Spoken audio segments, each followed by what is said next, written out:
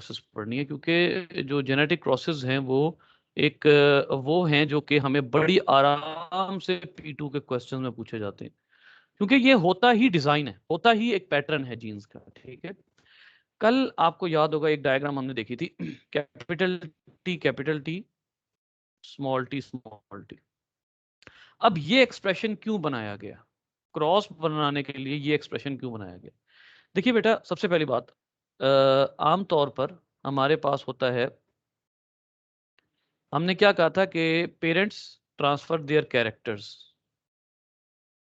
Parents transfer the characters to next generation. अगली generation में parents जो हैं वो कैरेक्टर्स ट्रांसफर करते हैं। ठीक है, अब होता ये है कि वो कैरेक्टर्स जो होते हैं उनमें वैरायटी होती है। Characters can possess a variety. मैं आपको एक मिसाल देता हूं बेटा। कैरेक्टर क्या होते हैं? जैसे फॉर एग्जांपल हाइट एक कैरेक्टर है, इसमें वैरायटी क्या है? Toll, short. एक कैरेक्टर है आई कलर, इसमें वैरायटीज क्या हैं? Black, blue, brown. जो कैरेक्टर होगा ना, वो कोई एक फीचर होगा। ठीक है, कैरेक्टर फीचर होगा, उसकी वैरायटीज को हम क्या कहते हैं? ट्रेड्स। जैसे स्किन कलर, स्किन कलर एक कैरेक्टर है, इसके अंदर है वैरायटीज, डार्क, डस्की, फेयर। ये क्या है? ये ट्रेड्स। ठीक है, तो इसका मतलब है पेरेंट्स हमें कैरेक्टर प्रोवाइड करते हैं और उन कैरेक्टर के ट्रेड्स जो हैं वो हमारी बॉडी में आकर बनते हैं। ठीक है, जैसे अगर अब ये देखिएगा, ये बेसिकली ना आपका जो है वो एक ये जो क्रॉस है, मैं इसको डिफाइन करने के लिए बेसिकली ये सारी बात आपको बता रहा हूँ। फॉर एग्जांपल, आपने पेरेंटल क्रॉस बनाना है, पेरेंटल क्रॉस, पेरेंटल क्रॉस को हम कहते हैं पी क्रॉस। ठीक है, पेरेंटल क्रॉस। अब पेरेंटल क्रॉस के लिए आप सारे कैरेक्टर इकट्ठे नहीं डिस्कस कर सकते हो। जैसे फॉर एग्जांपल आप कहते हो कि मैं इसी पेरेंटल क्रॉस में हाइट का क्रॉस भी बना लूं, मैं इसी पेरेंटल क्रॉस में स्किन कलर का क्रॉस भी बना लूं, मैं इसी पेरेंटल क्रॉस में आई कलर का क्रॉस भी बना लूं। नहीं, आपको कोई एक कैरेक्टर लेना होता है, कोई एक कैरेक्टर लेना होता है आपको। ठीक है, दोबारा सुनिए, पेरेंटल क्रॉस बनाते हुए आपको कोई एक कैरेक्टर लेना होता है। तो इसका मतलब है सबसे पहले आप पेरेंटल क्रॉस जो है बनाने के लिए सबसे पहले डिफाइन करें कि आप कैरेक्टर कौन सा लेना चाह रहे हैं। फॉर एग्जाम्पल, आप कैरेक्टर लेना चाह रहे हैं हाइट, हाइट का कैरेक्टर आप लेना चाह रहे हैं। ठीक है, अब हाइट में जो है वो दो तरह के दो तरह के ट्रेड्स हो सकते हैं। एक टॉल हो सकता है और एक ड्वार्फ हो सकता है। ये एक रैंडम बात कर रहा हूँ मैं, ह्यूमन में तो बड़ी वैरायटीज होती हैं हाइट की, लेकिन ये एक रैंडम बात कर रहा हूँ। ठीक है, अब आप क्या करेंगे, जब आप पेरेंटल क्रॉस बनाएंगे ना, तो आप ड्वार्फ क्या होता है? ड्वार्फ, ये छोटे कद वाला। शॉर्ट? ड्वार्फ वैसे हम उर्दू में बोनों को कहते हैं। बोने का तो पता है ना? हाँ जी। ठीक है, लेकिन ये है कि ये वैसे मतलब शॉर्ट हाइट, शॉर्ट हाइटेड कह लो आप। ठीक है, तो अब होता ये है कि आपने एक जो है वो मदर की तरफ से लेकर आना है एलील, एक फादर की तरफ से लेकर आना है एलील। ठीक है, लेकिन आपको ये भी पता है कि मदर और फादर में हर कैरेक्टर के, मैंने कल ये बात बताई थी आपको कि we possess at least 2 alleles of a single character. किसी एक कैरेक्टर के हमारे पास कम से कम 2 एलील्स होते हैं। ठीक है, जैसे अब अगर हाइट है, टॉलनेस, तो टॉलनेस जो है उसके हमारे पास हम जब एलील्स ड्रॉ करेंगे तो 2 ड्रॉ करेंगे। डिप्लॉयड सेल में हम 2 एलील्स ड्रॉ करेंगे टॉल के। क्यों? उसकी वजह ये है बेटा कि हमारे पास 2 एलील्स कम से कम होंगे, ज्यादा भी हो सकते हैं, लेकिन कम से कम 2 एलील हर कैरेक्टर के होंगे। ठीक है, तो फर्ज करें कि आप क्रॉस बना रहे हैं, मदर में दोनों जीन्स जो हैं, दोनों एलील्स जो हैं वो हाइट के हैं, और फादर में दोनों एलील्स जो हैं वो शॉर्टनेस के हैं। अब सवाल ये पता होता है, टॉल, ये टी मैंने किस बेस पर लिखा है? ये वाला टी किस बेस पर लिखा है जी बेटा? तो ये वाला वो मतलब कि हेटेरोजाइगस पे नहीं नहीं, डोमिनेंट है, मैंने और मतलब टी ही क्यों सिलेक्ट किया? मैंने टी ही क्यों सिलेक्ट किया? ए बी सी क्यों सिलेक्ट किया?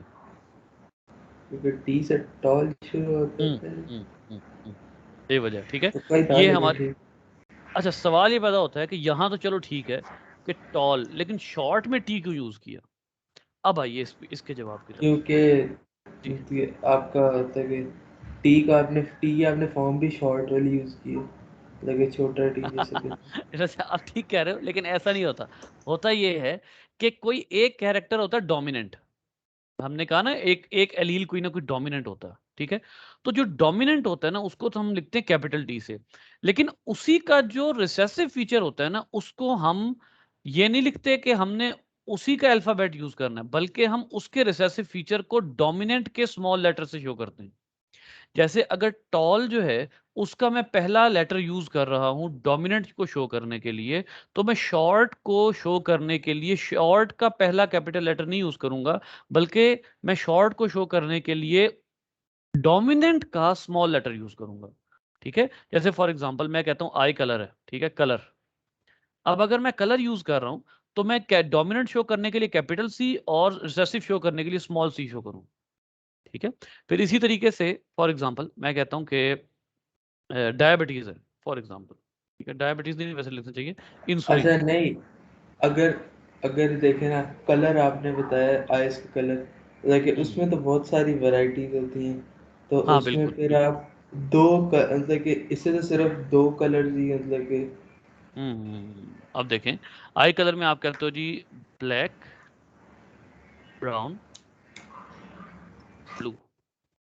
ठीक है, ब्लैक को आप क्या लिखते हो? बी एल, इसका मतलब है कैपिटल है, और बी एल लिखोगे तो इसका मतलब है ये रिसेसिव है। ये वाला जो होगा, ये कैपिटल हो, ये डोमिनेंट हो जाएगा, ये रिसेसिव हो जाएगा एलील। ठीक है, ब्राउन में बी आर, ये डोमिनेंट एलील, और बी आर स्मॉल एलील। ठीक है, ये रिसेसिव एलील। अब आ गया, फिर टेंशन में आ गया बी एल, फिर आप क्या लिखोगे? बी एल यू और बी एल यू। ये आपने निशान, चंद एक निशानियां ही रखनी होती हैं। ठीक है, तो फर्ज कर लिया कि आप पेरेंटल क्रॉस बना रहे हो। पेरेंटल क्रॉस में मदर की तरफ से आपको दोनों डोमिनेंट, मदर में दोनों डोमिनेंट एलील मौजूद हैं, और फादर में दोनों रिसेसिव एलील मौजूद हैं। ठीक है, अब आपको ये पता है कि जब मियोसिस होगी और गैमीट्स बनने हैं, जाहिर सी बात है ये सारा प्रोसेस अब है ही गैमीट्स वाला। मियोसिस होनी है और गैमीट्स बनने हैं, तो गैमीट्स बनने में दोनों एलील्स ने एक दूसरे से सेपरेट हो जाना है। ये एक एग है, ये दूसरा एग है। ठीक है, दोनों एलील्स ने एक दूसरे से सेपरेट हो अच्छा, जाना है। दोनों जो होते हैं, दोनों दो दो देते हैं, क्या मतलब? मतलब कि जैसे अगर मिटर्न मतलब कि मदर की तरफ से है तो वो भी दो ही होंगे, मतलब कि दो ही जीन्स होंगे, और जो फादर की तरफ से है वो भी दो होंगे, मतलब कि टी टी। बेटा, मदर से एक आएगा, फादर से एक आएगा, दोनों मिलके दो होंगे। ऐसा नहीं होगा कि मदर भी दोनों दे दे और फादर भी दोनों दे दे, ऐसा नहीं होता। नहीं, ये देखे ना, हाँ आपने टी टी लिखा हुआ है, हाँ, तो उसका टी टी का मतलब तो यही नहीं होगा कि एक वो जो है, असल में खाली टी भी तो लिखा हो सकता था ना। कहने का मतलब है। खाली टी, देखिए सिर्फ टी क्यों नहीं लिखा हुआ, क्योंकि ये जो मदर है, इसको भी एक टी इसकी मदर से और दूसरा टी इसके फादर से मिला, और जो फादर है उसको भी एक टी उसके फादर से और एक टी उसकी मदर से मिला। अच्छा, मतलब कि वो हो भी सकते थे, मतलब कि स्मॉल टी और कैपिटल टी इधर दोनों इकट्ठे हाँ भी हो जी, सकते थे। ये हो सकते थे, हो सकते थे। ठीक हो गया। ठीक है। अब आइए फादर, फादर में मियोसिस होगी, फादर के स्पर्म में मियोसिस हुई, मियोसिस होने के बाद यहाँ पर स्मॉल टी इधर आ गया, स्मॉल टी इधर आ गया, ठीक है। अब क्या होगा क्रॉस में, अब ये देखिएगा, ये क्रॉस हम बना रहे हैं, मैं आपको क्रॉस बनाना सिखा रहा हूँ, ठीक है। ये पेरेंटल क्रॉस है, उसमें सबसे पहले आपने क्या करना है, देखें क्रॉस का रूल होता है कि सबसे पहले जब आप बनाओगे ना, जो पहला पेरेंटल क्रॉस होता है, उसमें जीनोटाइप्स जो हैं वो हमेशा दो तरह की ही यूज होती हैं। एक होमोजाइगस डोमिनेंट यूज होती है, एक तरफ वो फादर या मदर में से कोई भी हो, ठीक है। एक होमोजाइगस डोमिनेंट यूज होती है और दूसरी होमोजाइगस रिसेसिव यूज होती है, ठीक है। कहने से मुराद क्या है कि हेट्रोजाइगस इसमें यूज नहीं होगी। गौर कीजिए, मैंने यहाँ पर क्रॉस बनाया है, तो ये जो जीनोटाइप है ये होमोजाइगस डोमिनेंट है और ये वाली जो जीनोटाइप है ये होमोजाइगस रिसेसिव है। पहला जो क्रॉस हमेशा बनेगा उसमें एक पर्सन होमोजाइगस डोमिनेंट होगा और एक पर्सन होमोजाइगस रिसेसिव होगा, whether she is a mother और whether he is a father. पहले क्रॉस में हमेशा दोनों होमोजाइगस डोमिनेंट और होमोजाइगस रिसेसिव होंगे, ठीक है। उसके बाद जब ये अलहदा हो जाएंगे, अब आइए आपने ये देखना है, अब यहां पर ये क्या बन चुके हैं, ये गैमीट्स हैं, ये गैमीट्स बन चुके हैं। अब आपको ये तो नहीं, पता है कि बनेंगे कैसे वो होमोजाइगस? वो भी तो हो सकता था ना कि T1, मतलब कि आप कह रहे हैं कि जब पहला क्रॉस बनेगा पहला फिर क्रॉस में बनाऊंगा, हाँ। फिर वो हेट्रोजाइगस हो जाएंगे। आगे जाके हेट्रोजाइगस होते रहें, वो नहीं हमें मसला। रूल ये है कि जब एक्सपेरिमेंट की राइटिंग स्टार्ट करते हैं या एक्सपेरिमेंट स्टार्ट करते हैं, तो हमेशा होमोजाइगस डोमिनेंट और होमोजाइगस रिसेसिव से ही स्टार्ट, ये रूल है, ठीक है। जेनेटिक की रिसर्च का रूल है ये। नहीं, अगर यहाँ से जैसे M जहाँ पे है, मतलब कि T यहाँ पे है, वहाँ पे टी और स्मॉल टी होता है, हाँ हाँ, तो फिर तो दूसरी जगह पे भी आप टी यूं और कह लो, बड़ा टी होता है। हाँ बिल्कुल, आप ये हो सकता, ये हो सकता था, लेकिन ये तब होता जब हम जानबूझ के इस तरह का क्रॉस बनाते। क्रॉस बनाने के लिए जब भी हमने करना होगा, ठीक है, जब भी हमने कोई क्रॉस डिजाइन करना होगा तो उसका आगाज हमने ऐसे ही करना है, बस ये रूल है, ठीक है। यहां पर आप देखिए, आपकी बुक में भी सबसे पहले ये देखें, ये वाला क्रॉस देख लीजिए, ये और ये, ठीक है। और उसके बाद यहां पर भी देख लीजिए मेंडेलियन क्रॉसेस में, ये देखें, ये भी और ये भी, ठीक है। जो पहला क्रॉस होगा ना वो हमेशा हमेशा हमने वो स्टार्ट करना है। हाँ, क्योंकि देखिए ये है एक्सपेरिमेंटल क्रॉस, ये रियल क्रॉस मतलब नहीं है। कि असली नहीं है, मतलब कि जैसे हाँ, असली क्रॉस में अगर आप मदर और फादर की बात करेंगे तो उसमें तो कुछ भी हो सकता है। ये तो आप क्या, वो जो आप जो बात कर रहे हो ना, आप रियली अप्लाई कर रहे हो।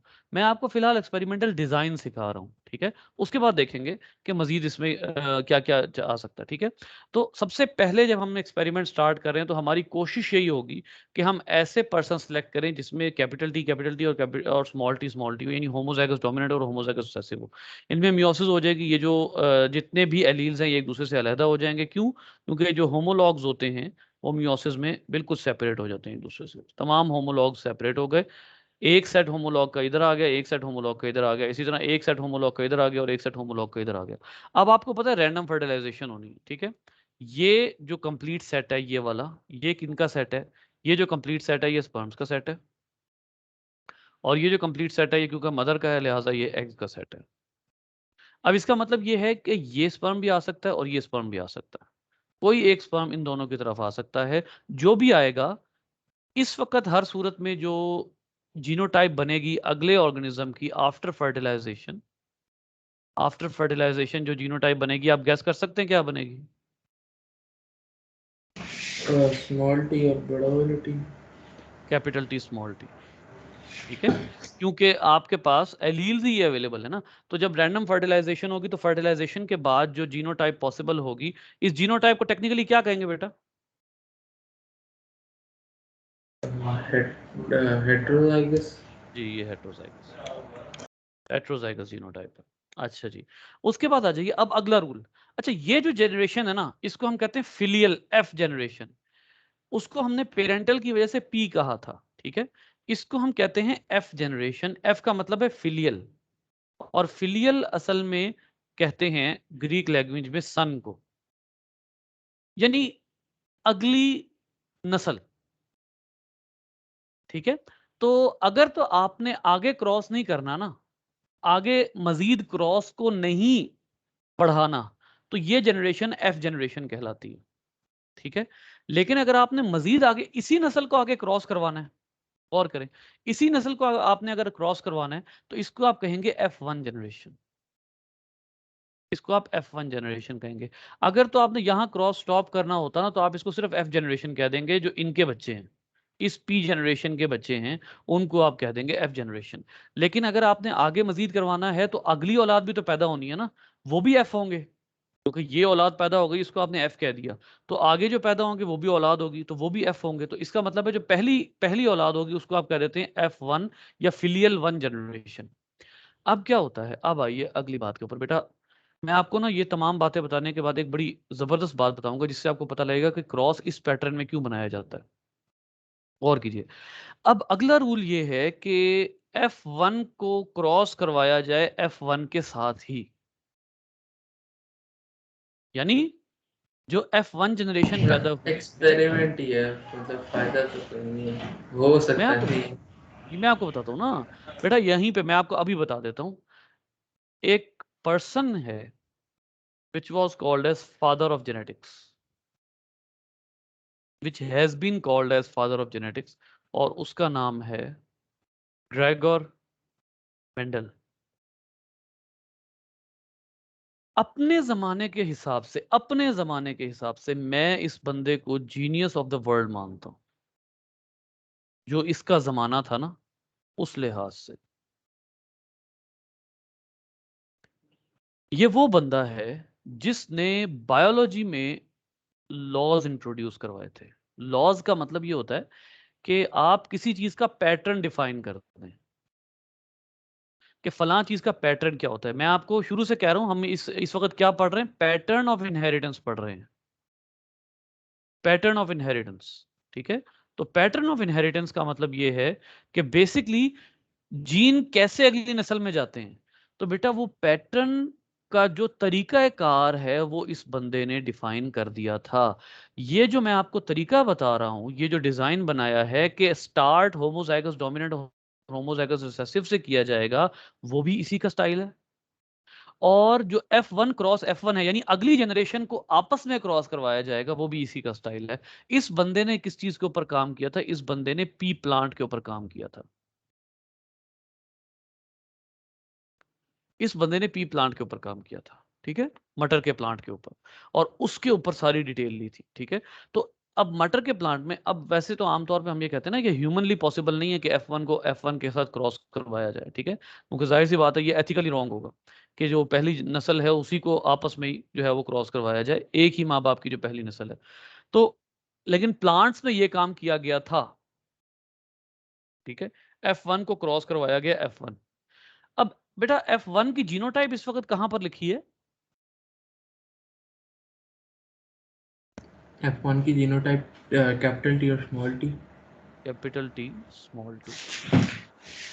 अब हम इसमें कराएंगे दोबारा मियोसिस। मियोसिस में कैपिटल टी अलहदा, स्मॉल टी अलहदा, इसमें भी कैपिटल टी अलहदा, स्मॉल टी अलहदा। ठीक है, suppose these are sperms and these are eggs. अब वंस अगेन क्या है, रैंडम फर्टिलाइजेशन है। रैंडम फर्टिलाइजेशन मींस कोई भी टी स्पर्म्स का एग के किसी भी टी के पास जाकर ज्वाइन हो सकता है। इससे क्या होगा, अब आपके पास दो चांसेस हैं, ये इसके साथ मिल जाए या ये इसके साथ मिल जाए। दूसरा चांस ये है ये इसके साथ मिल जाए या ये इसके साथ मिल जाए। अब ये एरोस बनाते रहेंगे तो ये तो बड़ा एक गंद सा मिट जाएगा। इसके लिए जो तरीका फिर ग्रेगर मेंडल ने ही बनाया वो था कि उसने एक स्क्वायर बना लिया जिसको उसने कहा पनेट स्क्वायर। पनेट स्क्वायर, ठीक है। उसने कहा कि ऐसा करते हैं कि ऐसा क्रॉस बनाते हैं जिसमें फादर के गैमीट्स एक तरफ हों और मदर के गैमीट्स एक तरफ हों। ठीक है, फादर के गैमीट्स कौन कौन से हैं, फॉर एग्जांपल ये स्पर्म का है ना हमने, तो फादर का गैमीट एक कैपिटल टी इधर, एक स्मॉल टी इधर।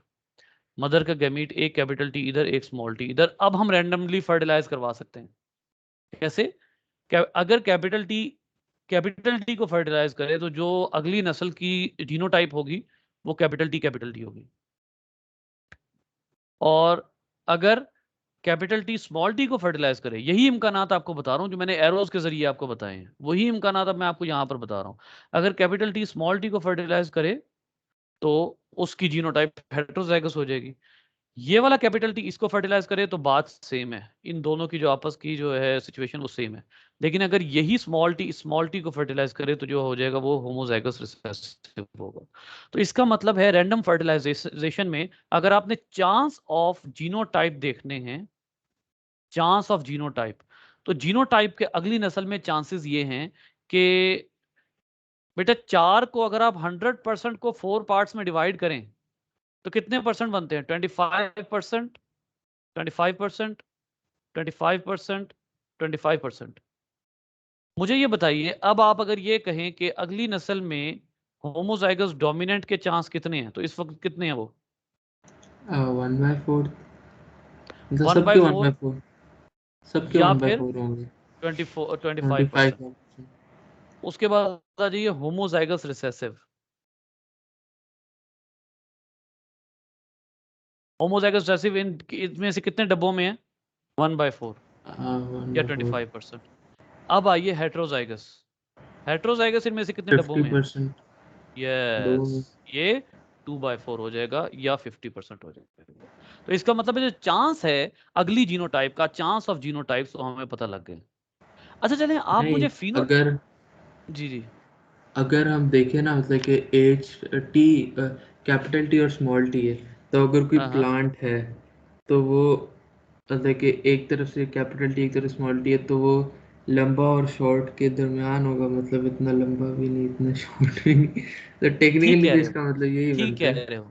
एक एक केस ऐसा आता है जिसमें मैं आपको मिसाल दे देता हूँ, और वो मिसाल देकर आपको पता लगेगा कि आप ठीक कह रहे हो। ठीक है?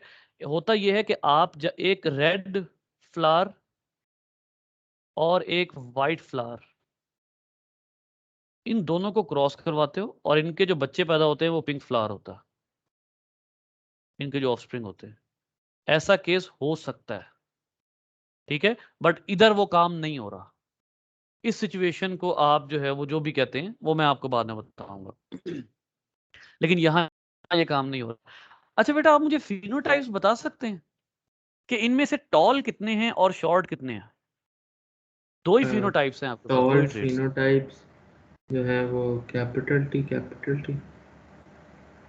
ठीक है, एक हो गया। और कोई है टॉल और फिनोटाइप? देखिए, हाँ, टॉल कह सकते हैं, जैसे कैपिटल टी और स्मॉल टी अब आप अगर भी कह मैंने सकते आउट ऑफ 4 लिखने हो तो मैं कितने टॉल लिखूंगा? हैं। 2/4। दोबारा देख लो बॉक्स को। टॉल लिखने हो तो हाँ, 2 हेटेरोजाइगस, 3/4। जी, और ये 1 आउट ऑफ 1/4। 4। ठीक है? तो फिनोटाइप्स जो हैं उसकी रेशो ये आएगी और जीनोटाइप की रेशो ये आएगी। ये बड़े मजे का खेल है, ये एक तरह से खेल है। ये देखें, इन्होंने एरोस बना के दिखाए हैं बेसिकली वो पनट्स की। ये देखें, ये प्रॉपर वे है पनट स्क्वायर, ठीक है, फास्ट वे है। एरोज में समझ ही नहीं लग रही कौन सा एरोस में कहाँ नहीं जा समझ लग रही, इधर से कहाँ जा रहा है उधर से कहाँ जा रहा है। ये प्रॉपर वे जो है वो पनट स्क्वायर। और ये कमाल बंदा था, ये जो बंदा था ना, Gregor Mendel, he was a botanist. एक उसका टीचर, आप देखें कितना असर होता है टीचर का। एक उसका टीचर जो है वो बॉटनिस्ट था और एक उसका फेवरेट टीचर था मैथमेटिशियन। रहा? बॉटनिस्ट क्या होता है? बॉटनिस्ट वो होते हैं जो बायोलॉजिस्ट होते हैं बट प्लांट्स को स्टडी करते हैं। ठीक है? दूसरा उसका मैथमेटिशियन था। आपको पता है ये जो टेक्निक है ये मैथमेटिक्स की टेक्निक है, स्टैटिस्टिक्स की। और एक्सपेरिमेंट उसने किस पे किए? मटर के दानों पे। तो उसने अपने दोनों टीचर्स का पढ़ाया हुआ एक जगह पर अप्लाई कर दिया। इसके बहुत से ऐसे काम हैं जिसके बाद मैं कहता हूं कि he was an extra ordinary mind. अगर वो आज के जमाने में होता तो वो शायद आइंस्टाइन को क्रॉस कर जाता। कि उसने 2 पढ़ाए हुए टीचर्स के एक्सपेरिमेंट को एक ही जगह पर अप्लाई करके क्या-क्या उसने वो निकाले, outstanding. One of the best, मैं जहाँ तक समझता हूँ कि ये पर्सन, लेकिन इसका साथ भी बहुत दिया लक ने। मतलब बेसिकली अगर मैं मॉडर्न साइंस के एतबार से बात करूँ ना, तो इसके एक्सपेरिमेंट बहुत हल्के थे। इसीलिए मैंने बड़ी ज़ोर से एम्फसाइज़ इस बात पे किया कि अपने ज़माने के हिसाब से ये जीनियस था। क्योंकि उस ज़माने में किसी को पता नहीं था जीन कुछ होता है, किसी को पता नहीं था क्रोमोसोम कुछ होता है, किसी को पता नहीं था डीएनए भी किसी चीज़ का नाम होता है। किसी को ये तक नहीं पता था कि कोई प्रोटीन भी होती है, कुछ है, हमारी बॉडी में कोई प्रोटीन भी नाम की भी कोई चीज़ होती है। प्रोटीन हमारी बॉडी में को डिफाइन करती हैं चीज़ें, कुछ नहीं पता था। उस सूरत में ये काम करना, इट वाज़ आउटस्टैंडिंग। अब ये देखिए इन्होंने बी के ज़रिए ब्लैक ब्लैक वगैरह के ज़रिए इन्होंने ब्लैक और व्हाइट के ज़रिए इन्होंने बताया वो बी के ज़रिए, तो ये भी पॉसिबल है, ठीक है। अच्छा जी, ये देखिए सारी रेशियोज़ उन्होंने बताई हुई हैं जो मैंने आपको बता दी हैं, ठीक है। जैसे अब देखिए उसने एक एक्सपेरिमेंट बताया आपको। If you carried out above cross several time with many pairs of heterozygous Guinea pigs दिखा देते हैं हम। पिग्स होते हैं। ओए, ये बिंग कहाँ से आ गया? शाबाश, ये गिनी पिग है बेटा। लगता खरगोश की तरह, इसको गिनी पिग कहते हैं। अब अगर आप मल्टीपल टाइम गिनी पिग्स के साथ करें ना इसको, तो ये क्या होता है, it might be possible to produce 400 baby guinea pigs in this way. आप 400 गिनी पिग्स बना सकते हैं, ठीक है। With a large number like this, the most likely outcome would be that you would get 300 black animals and 100 white ones. However, by the laws of probability, it is quite likely that the numbers would be 304 into 94 and 297 into 103, close the expected ratio, but not exactly the same. अब यहाँ पर जो बात वो करना चाह रहे हैं ना, बेसिकली वो ये कह रहा है कि हमेशा ज़रूरी नहीं होता, ये बड़ी इंपॉर्टेंट बात है बेटा, गौर कीजिएगा। हमेशा ज़रूरी नहीं होता कि ये जो फिनोटिपिक रेशियो है ये 3/4 ही आए। सम टाइम ऐसा होता है कि जो फिनोटिपिक रेशियो है वो 2.8 आउट ऑफ 4 और 1.2 आउट ऑफ 4 आ रही होती है। लेकिन क्योंकि क्लोज होती है मेंडल के एक्सपेरिमेंट से, लिहाजा हम उसको 3 और 1 ही कह देते हैं। लेकिन ये phenotypic ratio not necessarily exactly 3:1 आएगी, क्योंकि दरमियान में प्रॉब्लम भी आ जाते हैं, जीन प्रॉब्लम्स भी आ जाते हैं। तो ज़रूरी नहीं है कि ये 1/4 और 3/4 ही हो हमेशा। हल्की सी वो कन्फ्यूजन आ सकती है। अच्छा, अब यहाँ पर मैं अब आपको एक बात बता दूँ बेटा। मैंने आपको थोड़ी देर पहले कहा डोमिनेंट एलील। डोमिनेंट एलील जो है, हम क्या कहते हैं कि which shows its effect, which shows its effect. Effect का क्या मतलब हुआ? डोमिनेंट एलील क्या करेगा?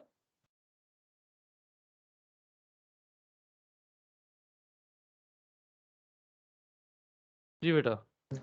डोमिनेंट एलील मतलब कि उसका अंडरस्टूड होगा कि उसने करना है, देखिए कोई शक नहीं क्या होगा। बनाए, क्या ऐसा बनाएगा क्या जिसको हम इफेक्ट कहेंगे? एलील क्या बना रहे होते हैं? जीन, क्रोमोसोम, हाँ। No no no no no no no no, not allele, not मतलब क्रोमोसोम्स। क्रोमोसोम से एलील तो होते हैं ना। हाँ, तो एलील एक्चुअली जीन्स होते हैं। तो जीन क्या बनाता है? जीन आपको प्रोटीन बनाता है और डीएनए बनाता है जीन प्रोटीन। जीन प्रोटीन बनाते हैं। तो इसका मतलब ये है कि डोमिनेंट एलील जो है वो अपना इफेक्ट शो कर रहा है, यानी वो प्रोटीन बना रहा है, ठीक है। और जो रिसेसिव एलील है वो अपना इफेक्ट शो नहीं कर रहा, तो वो प्रोटीन नहीं बना रहा, does not create the protein, ठीक है। तो ये ह्यूमन में भी बहुत दफा होता है। जैसे यहाँ पर आप देखिए कि आइज ब्लू नहीं है, ठीक है, ये डोमिनेंट ट्रेट होता है। आइज ब्लू हैं, ये रिसेसिव ट्रेट होता है, इसमें प्रोटीन नहीं बनती, ठीक है। ये मैं अब आपको एक बहुत ही मजे की बात बताने लगा हूँ, और ये इत्तेफाक ऐसा ऐसा है कि मैंने रिसेंटली पढ़ी है। ब्लू आइज एक्चुअली ब्लू नहीं होती। एक्चुअली जो आइरिस मसल्स होते हैं वो वाइट होते हैं, नजर ब्लू आते हैं। वो हमारे कॉर्निया जो होता है उससे गुजर के हमें नजर ब्लू आ रहे होते हैं, एक्चुअली वो आईज वाइट, वो आइरिस मसल्स वाइट होते हैं। ठीक है, तो वही वाला चक्कर तो नहीं जो हमारे 7 लाइट रिफ्लेक्ट होती हैं और फिर उसमें से हमें नजर सिर्फ ब्लू उसमें होती है, सबसे हाँ जैसे हाँ हमें बिल्कुल प्लांट्स के बिल्कुल। अंदर ग्रीन इस वजह से नजर आता है कि ग्रीन रिफ्लेक्ट होते हैं ग्रीन लाइट में, क्लोरोफिल नहीं। ब्लू देखिए ग्रीन लाइट जो है लाइट ना, अगर ब्लू होती है तो लाइट फिर जो this is blue। व्हाइट जो होता है ना, व्हाइट व्हाइट अगर किसी मीडियम में से गुजरे तो वो डिवाइड हो जाती है, 7 लाइट्स होती हैं, उनमें सबसे ज्यादा तेज लाइट जो होती है वो ब्लू होती है, लिहाजा हमें उनकी आईज ब्लू नजर आती है। ठीक है, अब एक और डोमिनेंट ट्रेट है, वो है टंग रोलर। ठीक है, अच्छा मुझे ये बताइए, मुझे ना आपने इसके साथ साथ एक और बात बतानी है। मुझे ये बताइए कि ये तो हम डिस्कस कर रहे हैं ट्रेट, इनका कैरेक्टर क्या होगा, इसका कलर कैरेक्टर क्या होगा? कैरेक्टर कलर होगा इसका आइस आई। इसका टंग रोलिंग, उसमें वैरायटी आएगी तो वो ट्रेट है। ठीक है, फिर ईयर लोब, तो ये इस तरह से। ठीक है, ईयर लोब सम टाइम जो हमारी कान की लौ होती है ये जुड़ी होती है और सम टाइम ये बिल्कुल अलग होती है, तो ये जो है वो ये भी ट्रेट्स हैं। थंब स्ट्रेट है और थंब जो है वो ऐसे है। Can you do this?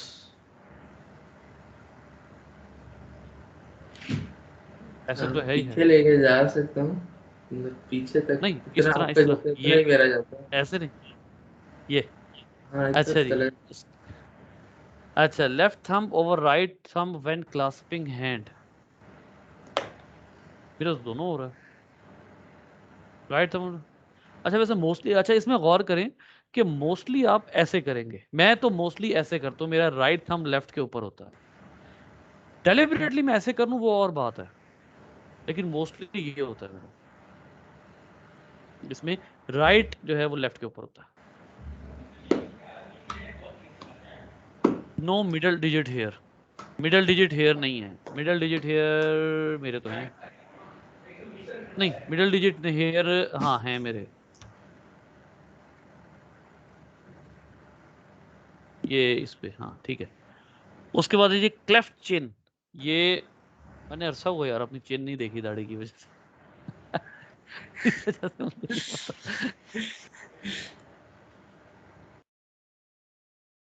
अच्छा जी, तो ये जो है वो ये इंडियन जेनेटिक्स का मैंने आपको बताया बेटा। अब देखें, इसने 3 कैरेक्टर सिर्फ, आपको पता है इसने 7 कैरेक्टर स्टडी किए थे, 7 कैरेक्टर्स, और 7 कैरेक्टर्स में से हर कैरेक्टर के 2 ट्रेड्स थे, तो इसका मतलब है इसने टोटल ट्रेड्स कितने स्टडी किए, 14। ठीक है, जैसे ये हाइट का कैरेक्टर है, तो उसमें आपके पास टॉल और वेरी शॉर्ट आ गया। ठीक है, दूसरा फ्लावर कलर, उसने ये भी देखा, तो उसमें पर्पल और white flower, yellow seed, seed colour, seed shape भी था।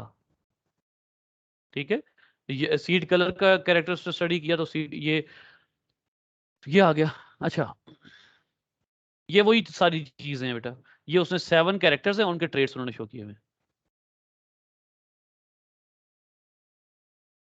अच्छा, अब मैं आपको एक और बात बताता हूँ, यहाँ पे बाकी बातें तो आप क्रॉसेस की सूरत में पढ़ चुके हैं, यहाँ मैं अब आपको एक और बात बताता हूँ। बेटा एक चीज याद रखिएगा कि जो अगर आपको थोड़ा सा ज्यादा इन्होंने वो बताया हुआ ना वर्क, एक तो वर्क एग्जाम्पल है, डिटर्मिनिंग जीनोटाइप्स कैसे डिटरमिन करते हैं, this this does not concern to you, this is not included in your curriculum. ठीक है, उसके बाद जो वर्क एग्जांपल है ये भी नहीं है, हम इसमें स्ट्रिक्टली करिकुलम पे रहेंगे क्योंकि ये टेक्निकल है। ठीक है, इसमें हमने अब से लगने फ्लाई कर ले, हमने उतने ही एक्सपेरिमेंट करने जितने फील्ड में होंगे। अच्छा इसमें जो है ना वो, हाँ अच्छा ये, फिनोटाइप और हाँ जीनोटाइप के डिफरेंस। पढ़ेंगे, ये वाला है, ये तो आपको जीन पता होना चाहिए। नहीं, जीनोटाइप मतलब कि जीनोटाइप वो होगा ना, जैसे जो ये टी टी आया, जब टी और टी मिलेंगे तो जब टी टी आया वो हाँ हाँ जीनोटाइप होगा। और फिनोटाइप वो, हाँ, फिनोटाइप क्या मैं भूल गया। फिनोटाइप उनका एक्सप्रेशन होगा ना बेटा, अच्छा वो हम्म, फिनोटाइप क्या होगा? फिनोटाइप जो है वो जीन का एक्सप्रेशन होगा ना, ठीक है। जैसे कैपिटल टी है वो प्रोटीन बना रहा है और स्मॉल टी प्रोटीन नहीं बना रहा, तो ये दोनों तो का एक्सप्रेशन है। अच्छा, ये फिनोटाइप है, मतलब कि हाँ, एक्सप्रेशन, मतलब कि अगर वो प्रोटीन नहीं बना रहा कहेंगे उसको फिनोटाइप ही। वो वो फिनोटाइप ही कहेंगे उसको।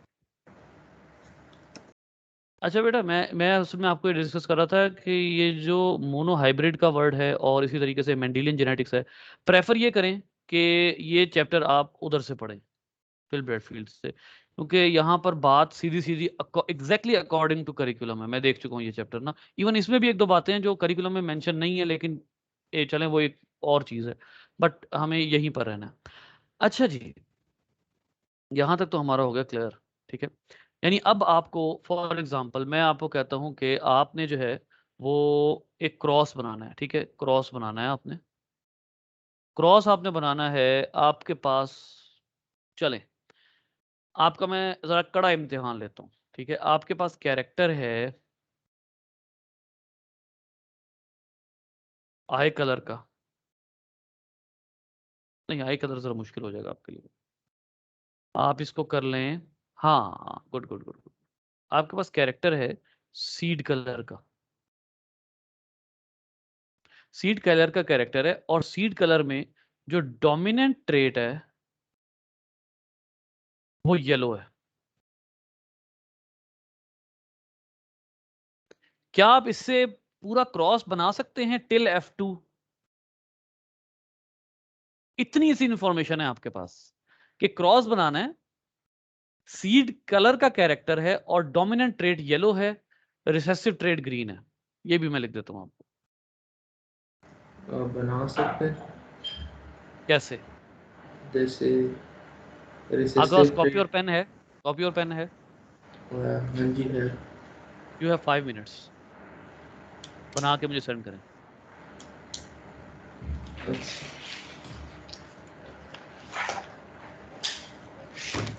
मतलब कि वो लेटर्स में कोई भी यूज कर सकता हूँ ना?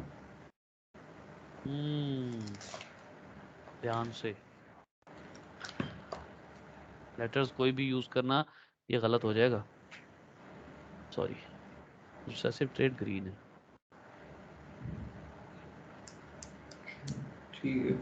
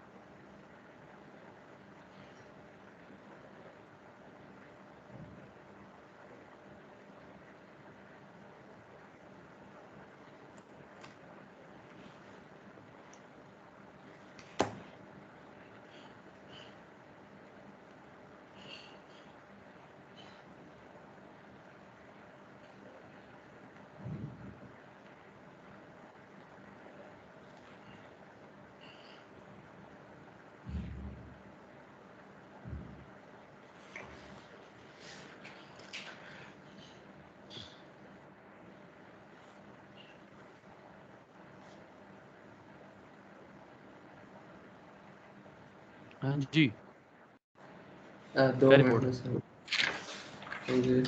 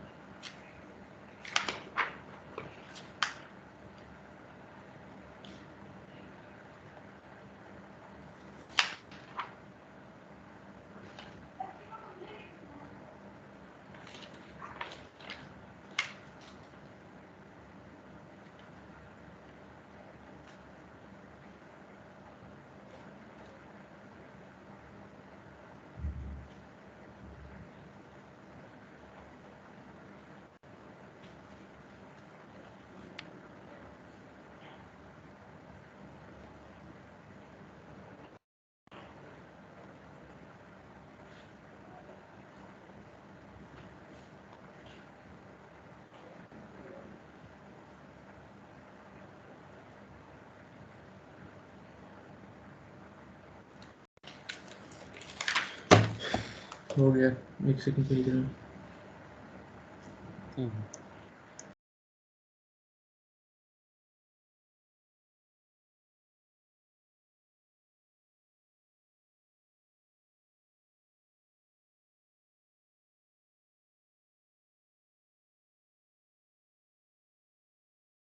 भेज दिया। ठीक हो गया।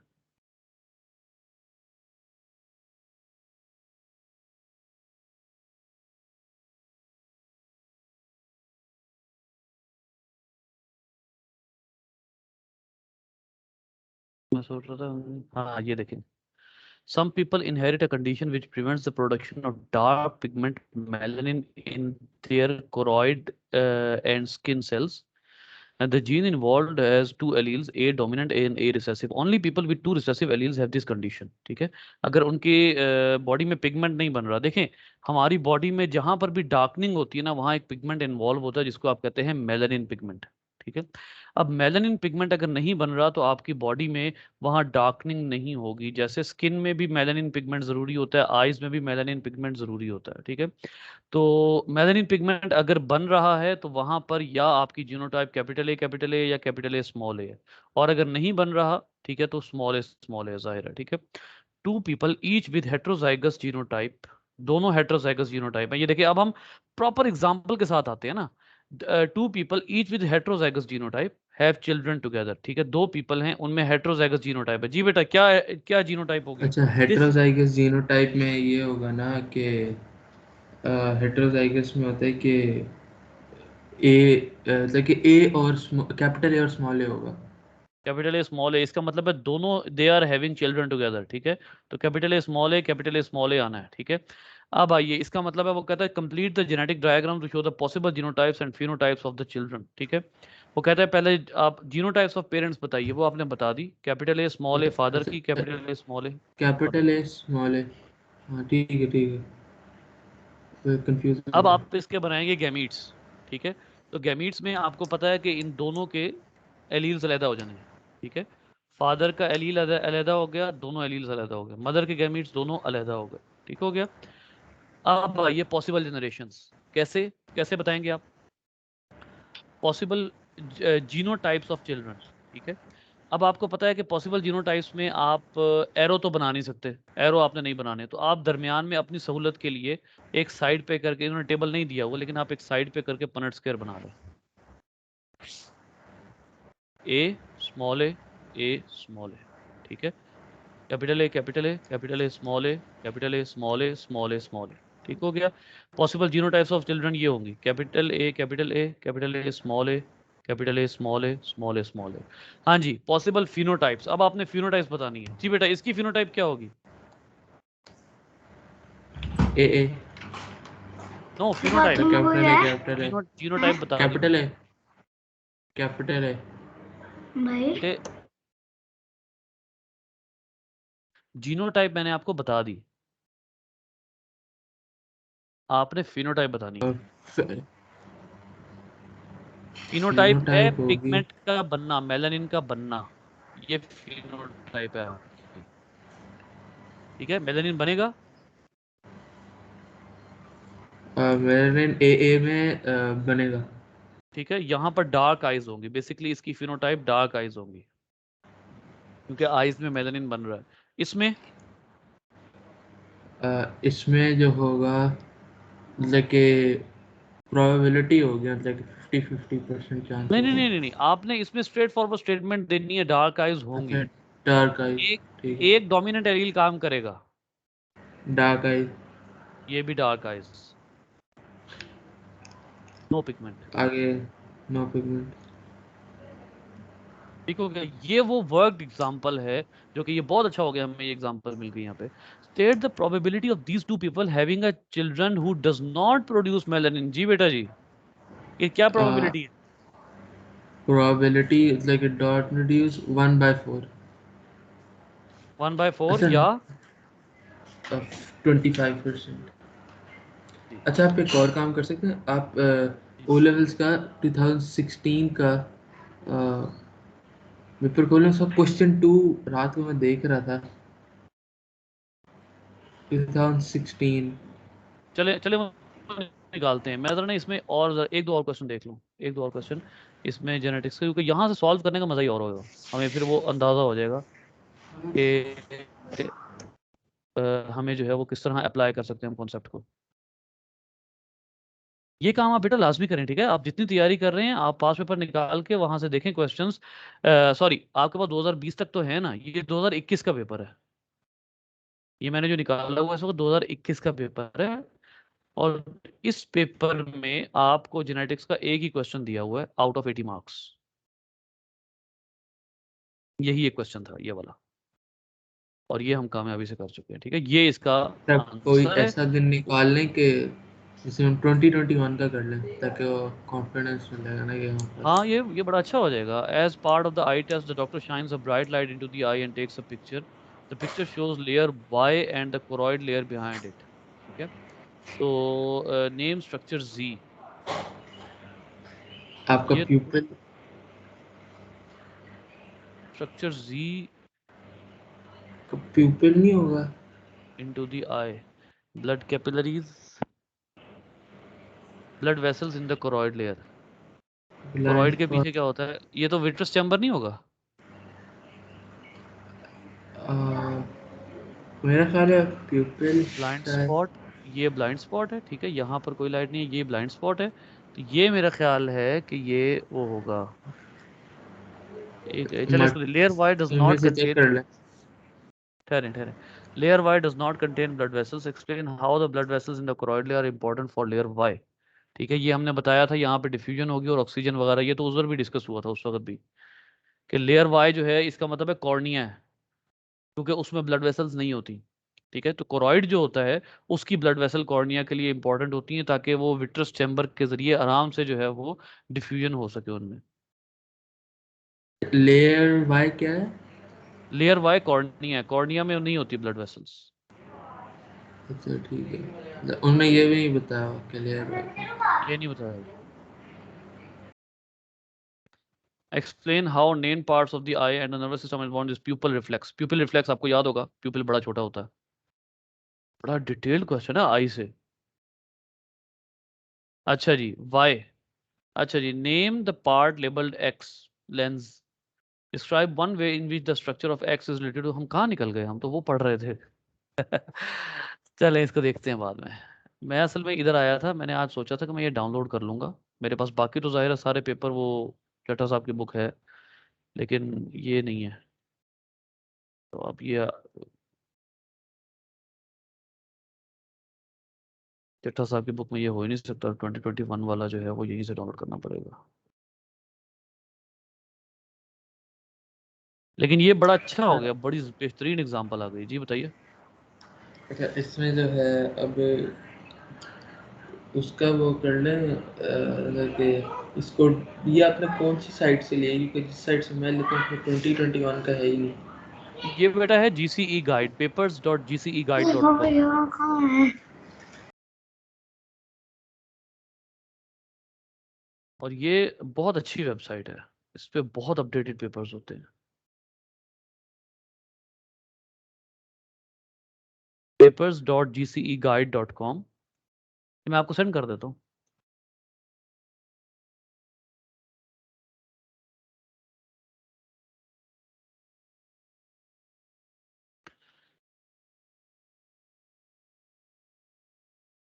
अच्छा जी, let's have a look over here, what do we have here. आपने क्या किया है, ठीक है, उसके बाद जो है उसको मजीद आगे डिस्कस करेंगे। ये वर्क एग्जांपल आपने देख ली जिस तरह अभी हमने पेपर में की है। अच्छा जी, got it, got it. Sorry, इसमें नहीं खोलनी थी।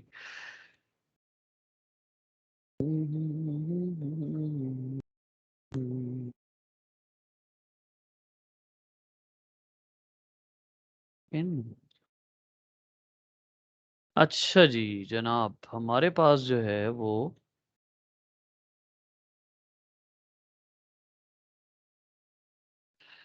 हाँ जी, capital Y small y perfect, इसके बीच में क्रॉस बना दिया करें। अच्छा जी, उसके बाद कैपिटल वाई और कैपिटल वाई सेपरेट हो जाएंगे, मियोसिस में स्मॉल वाई सेपरेट हो जाएंगे। उसके बाद ये अननेसेसरी स्टेप है, ये अननेसेसरी स्टेप है क्योंकि यहाँ पर आपने जो है वो जस्ट ऐसे एक एक दफ़ा शो कर दे कैपिटल वाई स्मॉल वाई, दूसरी दफ़ा शो करने की ज़रूरत ही नहीं है आपको, क्योंकि सेम जीनोटाइप आनी है, इसकी भी और इसकी भी, इसकी इसके साथ, इसकी इसके साथ, ठीक है। ये अननेसेसरी स्टेप है। उसके बाद अब देखिए यहाँ पर आप जो कर रहे हैं, ये बेटा पी जनरेशन है, ये F1 है, और उसके बाद ये वाली जनरेशन, ये जो F1 है, और अब आप F1 क्रॉस F1 कर रहे हो, तो आपने इनको अलहदा अलहदा नहीं किया, जिस तरह मैं अलहदा अलहदा कर रहा था ना, F1 को अलहदा लिख रहा था, ठीक है। आपको लिखना चाहिए था पहले ये बन गया, इसको F1 से मेंशन करते, उसके बाद बजाय इसको लिखने के F1 क्रॉस आपने ठीक बनाया है, ठीक है, क्रॉस आपने बिल्कुल ठीक बनाया है। अब F1 क्रॉस F1 लिखते, फिर कैपिटल वाई स्मॉल वाई, ठीक है। उसके बाद आप उनके गैमीट्स बनाते, गैमीट्स भी आपने नहीं बनाए, कैपिटल वाई स्मॉल वाई अलग गैमीट बनेगा, कैपिटल वाई स्मॉल वाई अलग गैमीट बनेगा। उसके बाद आपको इनका पनेट स्क्वायर बनाना चाहिए था, वो भी आपने नहीं बनाया। ये बना तो हुआ है, ठीक है, ये आपने तरद्दुद नहीं किया, ठीक है। कैपिटल वाई ये आपने सारी जीनोटाइप्स दिखा दी। अच्छा जी, अब आते हैं रेशो पे।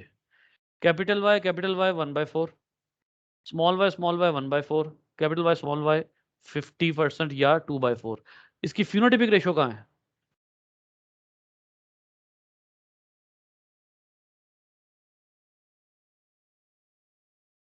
भूल गया था शायद यार, पता नहीं। फिनोटिपिक रेशो में मैंने Yes. आपको बताया था, जो डोमिनेंट कैरेक्टर है वो येलो है, डोमिनेंट, और जो रिसेसिव फिनोटाइप है वो ग्रीन है। येलो कितने आ जाएंगे? येलो आ जाएंगे 3। 3/4, पीछे रह गया 1/4। ये भी शो करनी है बेटा, 75% और 25%। नहीं जी, आपके बात वो ठीक थी, सिर्फ ये चंद कैटेगराइजेशन, बाकी आपके वो अंडरस्टैंडिंग ठीक थी, ठीक हो गया।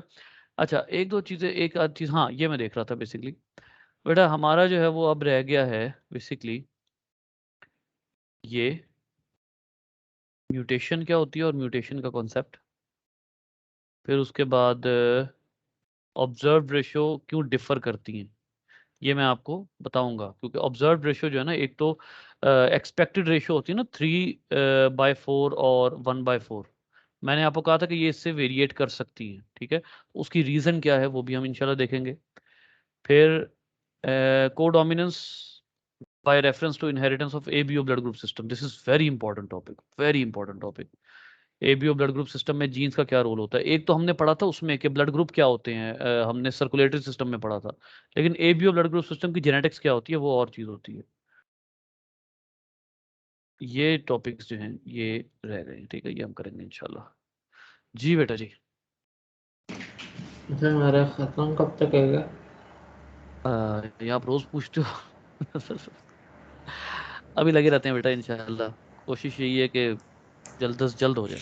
नहीं, ये लास्ट है ना। इकोलॉजी वाला रहता है बेटा अभी। हम्म। करेंगे इंशाल्लाह स्पीड